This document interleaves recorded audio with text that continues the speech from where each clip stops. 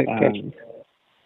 అయితే చెప్పండి. ఏదో గురువు గారిని ఆయన సన్నిధిలో గడిపొచ్చిన తర్వాత, గడపక ముందు కూడా ఉంది, గడిపొచ్చిన తర్వాత ఇంకా ఎక్కువగా అనిపిస్తుంది. ఏంటి అంటే నా మనసుకి లేకపోతే ఆ స్థితిలో ఉందామని, కంప్లీట్ గా ఆ స్థితిలోనే ఎక్కువ సేపు గడపాలని. ఎందుకంటే ఇప్పుడు ఏదైతే మనం ఆఫీస్కి వస్తాం, వర్క్ చేస్తాం, ఇందులో తెలియకుండా పనిలో కొట్టుకుపోతాం, మెకానికల్నెస్ లోకి వెళ్ళిపోతున్నాం తెలియకుండా. ఆ మెషిన్ మోడ్ అనేది ఆన్ అయిపోతుంది. మన చేతిలో కూడా ఉంటుంది, ఎందుకంటే ఉండేటువంటి పని తీవ్రతను బట్టి అందులోకి ఎంటర్ అవ్వాల్సి వస్తుంది. అవును, నెట్ అనేది తగ్గిపోతుంది అన్నమాట. అవును. ఇప్పుడు నా ప్రశ్న ఏంటి అంటే, ఈ అంటే ఇక్కడ ఒక మాట ఉంది. అది కూడా మీరు గుర్తిస్తున్నారు కదా, మీరు గుర్తిస్తున్నారు. ఎలాగున్నాను, ఇలాగున్నది, ఇక్కడ ఉంటే ఎలా ఉంది, ఇక్కడ ఉంటే ఎలా ఉన్నామని గుర్తిస్తున్నారు కదా. ఆ గుర్తించే జ్ఞానం ఏదైతే ఉన్నదో అది నివృత్తే,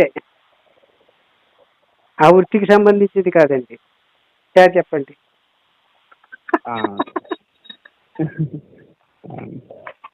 ఈ మెకానికల్నెస్ గుర్తించారే మాట.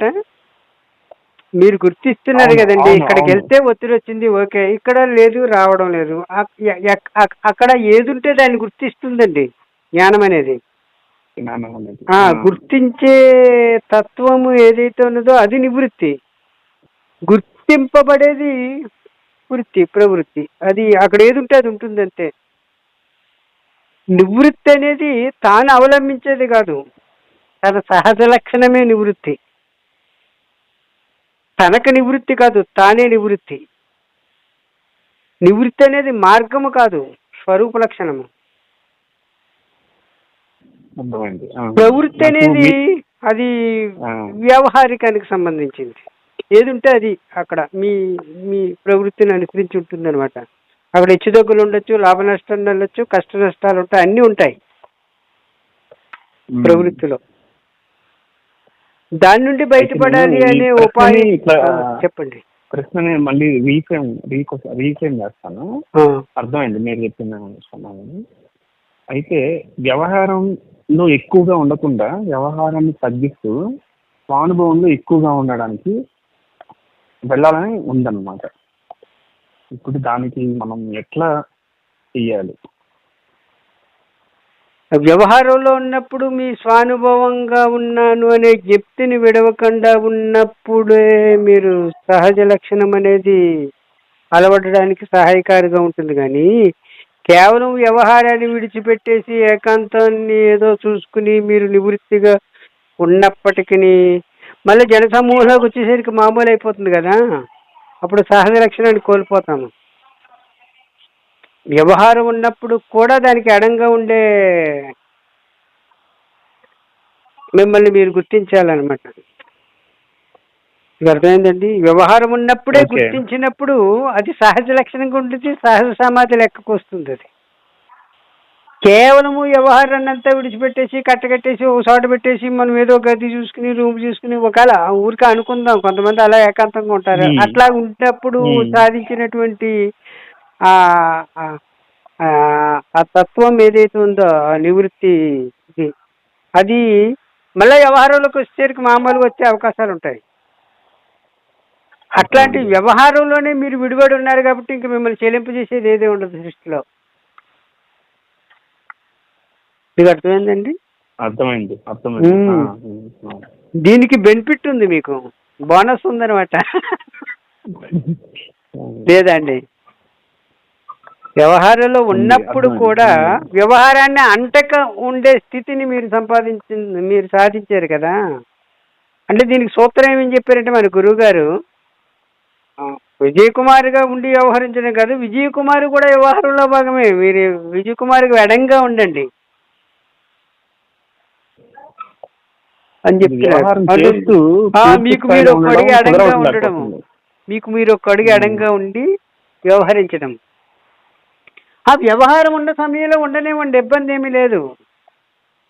వ్యవహారం ఉన్నప్పుడు ఉండకపోయినా తప్పు లేదన్నారు. మరలా ఎందుకని? వ్యవహారం కదా, అందులో అందులో మిశ్రమం అయిపోతేనే బాగుంటుంది, పర్ఫెక్ట్గా ఉంటుంది, అపూర్ణంగా న్యాయం అదే. చేసినట్టు కూడా లెక్క నిజం చెప్పాలంటే. అవును. ఒక పాత్రధారి ఆ పాత్రలో లీనమైనప్పుడే ఆ పాత్రను కరెక్ట్గా పోషించగలుగుతాడండి. అక్కడ ఎడం ఉండదు. ఎన్టీ రామారావు శ్రీకృష్ణుడు పాత్ర వేస్తే కృష్ణుడు అయిపోతాడండి ఇంకా ఆ సమయమునందు. రామారావు అనేది గుర్తుండదు, తర్వాత వస్తుంది మళ్ళా. మీకు అర్థమైందండి? లేకపోతే అర్థమైంది. ఆ సొగసు ఆ. ఉండదు, అంత అంత మెప్పించలేరు మనల్ని. హరిశ్చంద్రుడు కటికాపరి చీనులో ఉన్నప్పుడు నిజంగా దుఃఖిస్తాడు, నిజంగా హరిశ్చంద్రుడు అయిపోతాడు అనమాట అండి. అందుకే ఆ సీన్ అలా పండుతుంది, అంత మమేకం అయిపోతాడండి పాత్రలో. అది గొప్ప విషయమే, చిన్న విషయం ఏమీ కాదు. దాన్ని తక్కువ చేయొద్దు. పైపెచ్చి గురువుగారు ఏమంటారంటే 100% పర్ఫెక్ట్గా నటించినట్లు లెక్క మీరు వ్యవహారంలో. పర్ఫెక్ట్గా ఉన్నట్లు లెక్క. దాన్ని ఎందుకు తప్పు పడుతున్నారు మీరు? కలిసిపోతే కలిసిపోయినామండి, ఇబ్బంది ఏమి లేదు. ఒత్తిడి వస్తే రానివ్వండి, తత్కాలంలో వచ్చిన ఒత్తిడే కదా, మళ్ళీ దాని నుండి బయటకు వచ్చేసిన తర్వాత మళ్ళీ ఎంటీగా ఉండాలి. అవే గుర్తొస్తాయి మళ్ళీ తెలియకుండా. ఎంటీగా ఉండడం అనేది చేతనైతే మనకి అప్పుడు వ్యవహారం ఉండి లేనిదే ఉంటుంది, ఉన్నప్పుడే ఉంటుంది కానీ తర్వాత ఉండదు కదా. అవి గుర్తొస్తాయి కదా. ఎందుకు గుర్తొస్తుందంటే మనసు దాని అంతే, ఇంకా దాని నుండి బయటికి రాలేదనమాట అండి. యాక్షన్ రాలేదు బయటికి రాక వచ్చేస్తే ఇంకా గుర్తుండదండి, వదిలేస్తుంది. వస్తే రానండి, వచ్చిన ఇబ్బంది లేదు, ఆలోచన చేయొద్దు. అసలు దేని గురించి ఆలోచన చేయకుండా ఉండుట. వస్తే రానివ్వండి, ఏమి వస్తే వచ్చిన నష్టం ఉంది. మీరుంటే మీ ఆలోచన ఉంటుంది, మీరుంటే మీ కార్యం ఉంటుంది, మీరుంటే మీ ప్రవృత్తి ఉంటుంది. మీరే లేకపోతే అదంతా ఎలా ఉంటుంది, దేన్ని ఆశ్రయించి ఉంటుంది? నివృత్తి అనేది మీరు సాధించేది కాదండి, మీ సహజ లక్షణంగా ఉన్నది. ప్రవృత్తి అనేది తత్కాలంలో ఉండేది, మీరుంటే ఉంటుంది, లేకపోతే ఉండదు అని గుర్తించి ఉండితే సాక్షిగా నివృత్తిగా ఉండడం అంటే. గమనించారా? అర్థమండి. అది సాధించేది కాదు, సహజ లక్షణంగా ఉన్నది నివృత్తి అనేది. అక్కడ వృత్తిరహిత జ్ఞానము, నేను అనే స్వానుభవము, నేనున్నాననే అనుభవం ఉంది కదండి. అది యూనివర్సల్, మీకోటి నాకోటి వాళ్ళకోటి ఉండదు. నేను ఎవరిగా ఉన్నాను, ఏదిగా ఉన్నాను దగ్గరికి తారతమ్యాలు భేదభావాలు వచ్చేస్తున్నాయి. మీ దగ్గరికి వచ్చేసరికి విజయ్ కుమార్ అన్నగా ఉన్నానని చెప్పవలసి వస్తుంది, నా దగ్గరికి వచ్చేస్తే పట్టయ్యగా ఉన్నానని చెప్పవలసి వస్తుంది. వ్యవహారానికి వచ్చినప్పుడు భేదాలు కనిపిస్తున్నాయి కానీ నేనున్నాననే స్వానుభవంలో భేదం ఏముంది? స్వ అనుభవంగానే ఉంది కదా. అక్కడ ఏ అనుభవం లేదు, ఏ అనుభవం లేని అనుభవమే స్వానుభవం అనే దానికి అర్థము. అది ఎవరో అనుభవంగా ఉండటం కాదు కదా. విజయ్ కుమార్గా ఉండడం అంటే విజయ్ కుమార్ అనే అనుభవంగా ఉండడము, స్వానుభవం నుండి జారి విజయ్ కుమార్ అనే అనుభవాన్ని దృఢం చేసుకోవడంలో భాగమైంది. అప్పుడు ఉంటుంది, దానికి సంబంధించిన వ్యవహారం అంతా ఉంటుంది. ఉండేవండి, మీ స్వానుభవం సదా ఉంటుంది, అది ఉంటేనే ఇది ఉంటుంది, అది లేకపోతే ఇది ఉండదు. ఇది టెంపరీ. ఏది వ్యవహారానికి సంబంధించిన కార్యం అంతా టెంపరీయే. ఎంతంటే ఉండనివ్వండి, స్టాండర్డత్వం లేదు దాని దగ్గర. ఇవాళ ఉంటుంది, రేపు పోతుంది, అలా ఉంటాము. ఏ ఇబ్బంది ఉంది? ఇప్పుడు మనకంటే ఎక్కువ కష్టపడినట్టు చరిత్రలు చెబుతున్నాయండి, మనమేం పడ్డాం?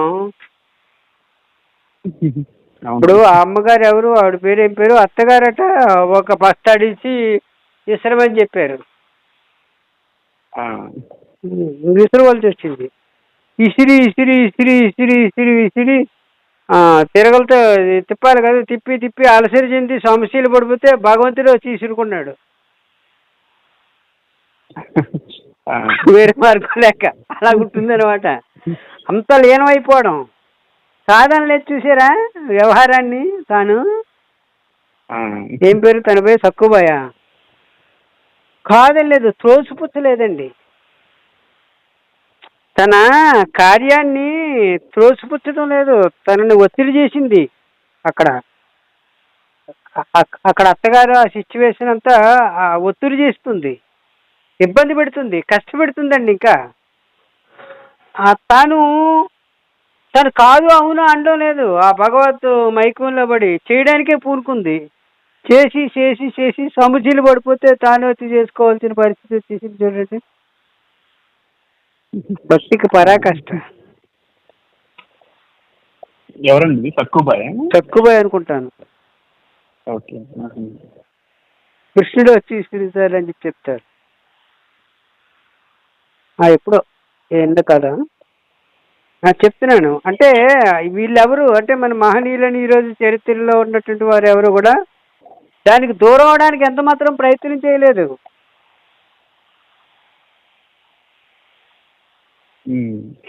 వీరు నేతనేసేవారట. నేతనేస్తూ దైవనామస్మరణ చేసేవారు అనమాట అండి. ఎవరు కబీరా అనుకుంటాను. మరి ఎంత నేస్తే అంత ఇంకా భగవన్ నామస్మరణ చేస్తున్నారు కదా. ఒకసారి ఇలాగన్న తర్వాత ఒక నామం స్మరించి మళ్ళీ ఇలా అన్న తర్వాత ఇంకోసారి నామం స్మరించేవారు.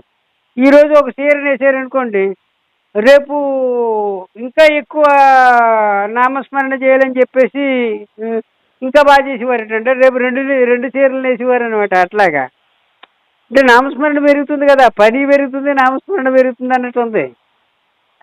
దానికి దూరం అవడానికి అన్ని రకాల వృత్తుల్లో కుదరకపోవచ్చేమో. అన్ని రకాల వృత్తుల్లో ఇప్పుడు అది కొన్ని అక్కడ కొంత సౌలభ్యం ఉంది, వారికి స్వతంత్రత ఉంది కాబట్టి. ఇక్కడ కొన్ని చోట్లలో మనకు ఆ స్వతంత్రత ఉండదు. ఇతరుల యొక్క అధీనంలో మనం ఉన్నప్పుడు, ఇతరుల యొక్క చెప్పు చేతల్లో మనం ఉండి వారి పని చేసినప్పుడు మనకు ఆ స్వాతంత్రత ఉండదు. ఉన్నప్పుడు మరి ఏం చేస్తాం? మనం అనుకున్నట్టు కుదరదండి, వారు అనుకున్నట్టు చేయాలి కదా అక్కడ కార్యము. అదే వారు అనుకున్నట్టు చేసేటప్పుడు మనకు ఆ స్వాతంత్ర్యం లేదు. వారు అనుకున్నట్టు చేసి అప్పచెప్పడమే కష్టమైనా కానీ అది కొంత సమయమే కదా. వారు నేను అనే భేదం తీసేసి అక్కడ కార్యం చెయ్యాలంటే వారుగా ఉన్నది కూడా మీరే కాబట్టి చేస్తే పోయే కలిపేసుకుంటే పోతుంది, బయటకు వచ్చేసి. మీ స్వానుభవం నిష్ట బలపడిపోతే వారు నీరు అనేది దానికి అదే పోతుంది. వారు దగ్గర మీరు ఎందుకుంటారండి? అప్పుడు ఆ సమస్య లేదు, దీనికి అంత తోసేస్తారండి. దానికి అవకాశం ఇవ్వరు. ఇంకొకరు చెప్పే కార్యంలో మీరు ఎందుకుంటారు? మీరు స్వతంత్రంగా ఉంటారు. మీ నేత మీరే నేర్చుకుంటారు, ఇంకోరి నేత నేరు. మీకు అర్థమైందండి? మీ పని మీరే సృష్టించుకుంటారు. మీ సొంత కార్యం మీరే సృష్టించుకుంటారు. కావాలంటే 10 కంప్యూటర్లు తయారు చేసుకుని 10 మంది విద్యార్థులు తీసుకుని మీరే సూచన చెప్పుకుంటారు. అయితే మీరే ఒక సాఫ్ట్వేర్ ఒకటి పెట్టి క్రియేట్ చేసి మీరే సృష్టిస్తారు కావాలనుకుంటే. మీరు ఇంకొకరి దగ్గర ఎందుకు పని చేస్తారు? మీకు అర్థం కాలేదా? ఆ బుద్ధే మారిపోతుందండి. మీకు స్వతంత్ర జ్ఞానం ఎప్పుడైతే వచ్చేసిందో మీరే సృష్టికర్త అయిపోతారన్నమాట. ఇంకో చోట ఉండవలసిన అవసరం ఆటోమేటిక్గా తప్పిపోతుంది. మీరు ప్రయత్నపూర్వకంగా తప్పించడం కాదు, అది ఉండదు, అవకాశం ఉండదు, పోతుంది. అలా పనిచేయలేరు మీరు వేరే చోట్ల. ఎవరు దానికి ప్రాధాన్యత ఇవ్వరు. మీకే మీరు ఇస్తారు. మీ బుద్ధిగతమైన జ్ఞానం ఉంది కదా మీ దగ్గర, మీకు తెలుస్తుంది కదా ఇది సరిగా ఉందా లేదో, దానికే ప్రాధాన్యత ఇస్తారు. పని ఆటంకము కాదండి. ఆ పని ఇలా చేయి అలా చేయి, ఎక్కువ వచ్చింది తక్కువ వచ్చింది, ఇలా చేస్తే కరెక్ట్ అలా చేస్తే కరెక్ట్ అంటే ఆటంకమే.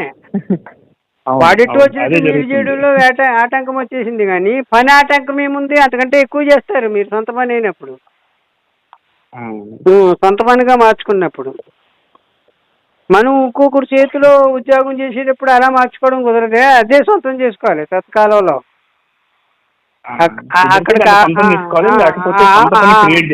సొంత పని క్రియేట్ చేసుకోవాలి, లేదా ఆ పనినే సొంతం చేసుకోవాలి.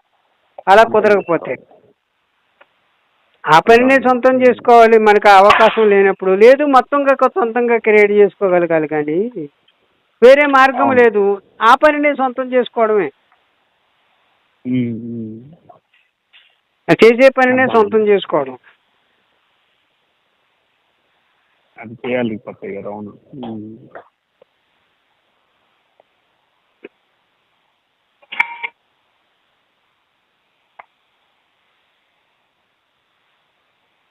ప్రవృత్తి నివృత్తి అని రెండు లేవండి. ఉన్నది నివృత్తే, అది వ్యవహారానికి వచ్చినప్పుడు ప్రవృత్తిగా కనిపిస్తుంది. వ్యవహారంగా ఉన్నప్పుడు మాత్రము అది ప్రవృత్తిగానే ఉంటుంది. నివృత్తి అనేది స్వానుభవానికి సంబంధించింది, అదే ఉంది. ఈ వైపుకి వచ్చినప్పుడు ప్రవృత్తిగా ఉంది. ఇది నిజం అనుకుంటున్నాం కాబట్టి ప్రవృత్తి అయిపోయింది. మీకు అర్థమైందండి? ఇది తత్కాలిక సత్యం అంటే ఇప్పుడు విజయకుమార్తో సహా సకలము తత్కాలిక సత్యమే. తత్కాలంలో మాత్రమే ఇది చేయబడుతుంది, లేక చూడబడుతుంది, ఏదో జరగబడుతుంది అని గుర్తించారనుకోండి మీరు, అది నివృత్తి అయిపోతుంది ఆటోమేటిక్గా. అది నిజం అనుకున్నప్పుడు ప్రవృత్తి కానండి. కళ అంటే నివృత్తే కదండి. తత్కాలిక లక్షణం అంటే నివృత్తే కదా. ప్రవృత్తి నివృత్తి అయిపోతుంది, సత్యం అంటే ప్రవృత్తి అయిపోతుంది. గమనించారా? అది సత్యము అన్నారా మీరు, నివృత్తే ప్రవృత్తి అయిపోతుంది. లేదు తత్కాలిక సత్యంగానే గుర్తించి ఉండుట, కష్టమో నష్టమో ఏదో ఒకటి తత్కాలిక నష్టమే. ఉన్నట్లున్నదే అనుకోవడం కాదు, ఉన్నట్లున్నదే. దాన్ని ఉన్నది అనుకోవడం వల్ల అది ఇబ్బంది పెట్టేస్తుంది మనకు. ఉన్నట్లున్నదాన్ని ఉన్నదిగా చూస్తున్నాము. ఇప్పుడు ఉన్నది ఉన్నట్లున్నది అయిపోతుంది. ఉన్నది తన అనుభవము, తనకి తత్కాలంలో ఏర్పడిన అనుభవము ఉన్నట్లున్నది. ఉన్నది అనేది తన అనుభవం అండి. స్వానుభవానికే ఉన్నదని చెప్పాలి. అది ఎవరి అనుభవం కాదు, స్వయంగా అనుభవమే. తత్కాలంలో ఏర్పడిన అనుభవం మాత్రం తాత్కాలిక అనుభవమే, సదా ఉండదు. అది దాన్ని సొంతం చేసుకోవడానికి ప్రయత్నం చేస్తే సొంతం అయిపోతే, ప్రవృత్తిగా ఉన్నప్పటికీ అది నివృత్తిగా దారి తీస్తుంది. ప్రత్యేకించి సాధన చేయవలసిన అవసరం లేకుండా చెప్తున్నాను ఉపాయం. ప్రత్యేకంగా సాధన చేయకుండా మీరు ఉన్న ప్రవృత్తిలోనే ఆ దృష్టి మారిస్తే అది నివృత్తిగా ఎక్స్చేంజ్ అయిపోతుంది అనమాట అండి, మారిపోతుంది. మీకు ఆపరిస్తుంది అనమాట అది. బాగుంది. కొత్తగా మీరు మళ్ళీ క్రియేట్ చేయవలసిన అవసరం లేదు. మళ్ళా చెప్పినట్టు కొత్తగా మళ్ళీ వేరేది చేసిన అక్కడ కూడా ఒత్తిడి, అక్కడ కూడా మళ్ళీ ప్రవృత్తి నివృత్తి రెండు ఉంటాయి కదండి. అక్కడ ఒత్తిడి ఇంకో రకమైన, ఇంకోటి ఎవడో వస్తాడు, వాడేదో చెప్తాడు, మన బుర్రకెక్కదు. వ్యవహారం అంటే ఇతరులతో ముడిపడి ఉంటుంది కదండి. మీరు ఒక్కరూ ఉండడం కాదు కదా వ్యవహారం అంటే. అవును. మీకు తెలియక బయట వాళ్ళతో సంబంధం లేదు, ఇంట్లో వాళ్ళతో సంబంధం ఉంటుంది కదా, అక్కడే వ్యవహారం పాడైపోయిన వాళ్ళు ఉన్నారు కదా. అలా అనుకుంటే ఇక్కడ ఇబ్బందులు పడే వాళ్ళని కూడా చూస్తున్నాం కదా. ఇంట్లోనే, కుటుంబంలోనే. మళ్ళా కుటుంబంలో మనుషులతోటే ఇబ్బందులు ఏర్పడతాయి. అప్పుడేం చేస్తారు? కాబట్టి ఇబ్బంది ఎక్కడో దిక్కునే ఏదో రూపంలో కొనసాగుతుంది, లేకుండా ఎందుకుంటుంది? దాని నుండి ఎలా బయటికి తప్పుకోవాలనేది ఉపాయాన్ని చూడాలి తప్పితే ఇక్కడ మనం దీన్ని సాధించలేకపోతే ఎక్కడికి వెళ్ళినా సాధించలేమంటారు. అది ఇంకొక రూపంలో మార్పు ఉంటుంది కదా, వస్తుంది కదా. అవును, అవును. లేకుండా ఎందుకుంటుంది? సృష్టి అయిన తర్వాత ఏదో రూపంలో తేడాలు ఉండనే ఉంటాయి. ఎక్కడ దిక్కున ఏదో రకమైన, ఇక్కడ ఓ రకమైన తేడా ఉంటే మరో చోట్ల మరొక రకమైన తేడా ఉంటుంది. ఇదేమో మానసికమైనటువంటి ఒత్తిడి ఉంటే ఇంకో చోట శారీరకమైనటువంటి ఒత్తిడి ఉంటుంది.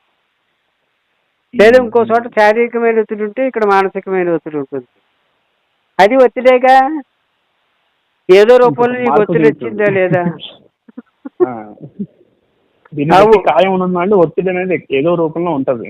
మన ఎలా ఉంటుంది మన కార్యం అంటే రెండు కలిసి ఉంటాయండి. ఒకటే ఎలా ఉంటుంది కార్యంలో? కానీ కార్యం ఏదైనప్పటికీ, ఎంత ఉన్నప్పటికీ తత్కాలంలో మాత్రమే ఉంటుంది అని గుర్తిస్తే దాని నుండి మీరు బయటపడిపోయినట్టే చేసే సమయం నందే. ఇప్పుడు తల్లి గర్భంలో ఉన్న శిశువుని కనేటప్పుడు తనకి ఆవేదన ఉండదేటి? బోర్డులంతా ఆవేదన, కష్టం కదా. ఇంక ఇప్పుడంటే సిజరస్ ఇవన్నీ వచ్చాయి. ఇంతకు ముందు సహజంగానే కనేవారు బిడ్డల్ని. అవును. ఎంత అవును. కష్టం అనుకుంటున్నారు, నరకం అనమాట, చనిపోవడమే. ఉమ్. కానీ అంత ఒత్తిడిని భరాయించింది కారణమేమి? తనది అది ఆ, కార్యం, తన తన కార్యం అది. కార్యంగానే చూసుకుంది కాబట్టి. ఒత్తిడి ఏమన్నా ఒత్తిడి, చనిపోవడానికి సిద్ధమవడమే. ఉమ్. చనిపోవడానికి సిద్ధమవడానికి కూడా సంసిద్ధురాలై ఉన్నది తాను. కార్యము తనది కాబట్టి, తన కార్యము కాబట్టి. తర్వాత ఉంటుంది మళ్ళా, అవును. తర్వాత అంతా ఆనందమే ఉంటుంది.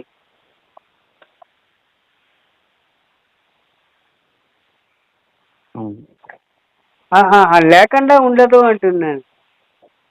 ఉంటుంది. కష్ట నష్టాలు ఉంటాయి, లాభ నష్టాలు ఉంటాయి, ఇబ్బందులు ఉంటాయి. అవి తత్కాలిక చర్యలుగా గుర్తించి ఏదో ఎప్పటికయ్యేది ప్రస్తుతమో అప్పటికి ఆ మాటలాడి తప్పించుకుని మీరు స్వస్థితిని యందు ఉండుటే ఉత్తమము గాని. అర్థమైందా? అవును. అన్యుల మానవులను చెప్తారు నొప్పింపక తానవ్వక తప్పించుకుని స్వస్థితి యందు ఉండుటే తిరుగువాడు ఉత్తమము. అదే ధన్యుడు చెబితే అన్నారు, తప్పించుకుని స్వస్థితి యందు ఉండుటే ఉత్తమం అంటున్నాం మనం. స్వస్థితి అందుండుట ఉత్తమం. మనం మార్చుకున్నాం, చివరి చరణం మార్చుకున్నాం మనం. బాగుంది. చివరి లైన్ మార్చుకున్నాం మనం. ఓకే. ఎప్పటికయ్యేది ప్రస్తుతం అప్పటికి ఆ మాటలాడి అన్యుల మనముల నొప్పింపక తానవ్వక తప్పించుకు తన స్వస్థితిలో నుండుటను ఉత్తమము గాని మనం అంతకంటే ఏం చేస్తాం? తప్పించుకు తన స్వస్థితిలో ఉండుట ఉత్తమం. తప్పించుకోవడం ఎందుకు? స్వస్థితిలో ఉండుట కొరకు. అంతే కదండి. లేకపోతే పని ఏంటి? ఎందుకు తప్పించుకోవాలి? మనకు అవసరం ఏంటి? అవును. అవును. వాడిని కష్టపెట్టడం కానీ లేకపోతే ఇబ్బంది పెట్టడం కానీ మన ఉద్దేశం కాదు కదా. స్వస్థితిలో ఉండు కొరకు. ఇబ్బంది కలుగుతుంది కాబట్టి, కష్టం కలుగుతుంది కాబట్టి. స్వస్థితి నుండి జారితేనే వస్తుందండి కష్టం. స్వస్థితిలో ఉంటే కష్టమేముంటుంది? సుఖమే కదా ఉంది అక్కడ. హాయి ఆనందం అనేది స్వరూప లక్షణంగా ఉన్నప్పుడు అక్కడ ఇబ్బంది ఏమీ లేదు. స్వస్థితి నుండి జారితే వస్తుంది. జారినప్పుడు ఇవన్నీ వస్తాయి. అన్యులు ఏర్పడుతున్నారు, అన్యులు మనస్సులు ఏర్పడుతున్నాయి, వారికి ఇబ్బందులు ఉంటాయి. అప్పుడు తదనుగుణంగా ప్రవర్తించమని చెప్పింది ఆ పద్యం. కష్టపెట్టమని చెప్పలేదు. సందర్భానుసారంగా అంతా సందర్భానుసారంగా ఉండి మన గూటికి మనం వచ్చేసి ఉండుట.